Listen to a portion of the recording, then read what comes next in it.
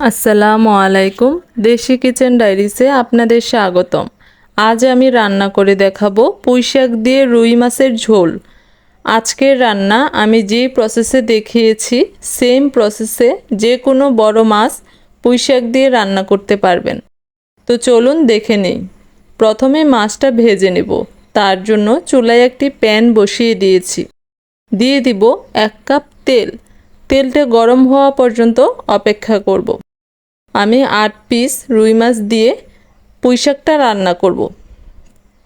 Of ক্যামেরায় মাছের মধ্যে লবণ, হলুদ, মরিচ দিয়ে মাখিয়ে নিয়েছিলাম। তেলটা গরম হয়ে গেলে মাছটা তেলের মধ্যে ছেড়ে দেব। অন্য পাশ ভাজা হওয়া পর্যন্ত অপেক্ষা করব। যখন অন্য পাশে সুন্দর বাদামি একটা কালার চলে আসবে তখন একে একে সবগুলা মাছ উল্টিয়ে দিব। এইভাবে অপর পাশেও ভেজে নেব। ভাজা হয়ে গেলে চুলা থেকে নামিয়ে আবার একটি প্যান বসিয়ে দিব। দিয়ে দিব 1 কাপের একটু কম তেল। তেলটা গরম হয়ে গেলে পেঁয়াজ কুচি দিয়ে দিব। সাথে দিব স্বাদমতো লবণ। আমি এইখানে 1/2 কাপের মতো পেঁয়াজ কুচি নিয়েছি।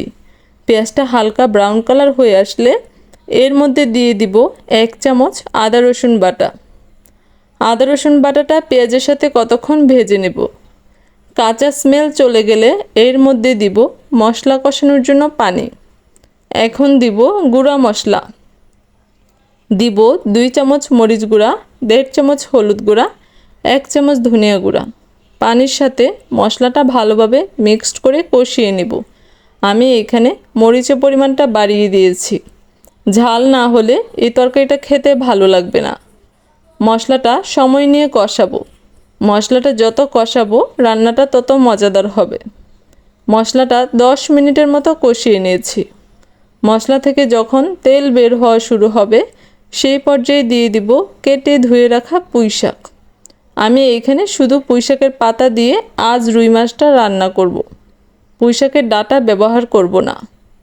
আপনারা চাইলে ব্যবহার করতে পারেন। মশলার সাথে পুঁইশাক ভালোভাবে মিক্সড করে ঢাকনা দিয়ে ঢেকে কষিয়ে নিব আরও 5 মিনিটের মতো। কষাতে কষাতে দেখবেন পুঁইশাকের পরিমাণটা অনেকটাই কমে গিয়েছে। 5 মিনিটের মতো কষিয়ে নেব। কষানো হয়ে গেলে দিয়ে দিব ঝোলের পানি। দিব 1 কাপের মতো পানি। বেশি পানি দিব না, যেহেতু শুধু পাতা দিয়েছি তাই তাড়াতাড়ি সিদ্ধ হয়ে যাবে। তারপর একে একে ভেজে রাখা মাছগুলো দিয়ে দিব। ঝোলের পানিটা দিয়ে ঢাকনা দিয়ে ঢেকে রান্না করব 10 মিনিটের মতো। 10 মিনিট পর দেখতে পাচ্ছেন ঝোল অনেকটাই কমে গিয়ে আঠালো হয়ে গিয়েছে। এই পর্যায়ে চুলা থেকে নামিয়ে ফেলব। আমার আজকের রেসিপিটি কেমন লাগলো অবশ্যই কমেন্ট করে জানাবেন।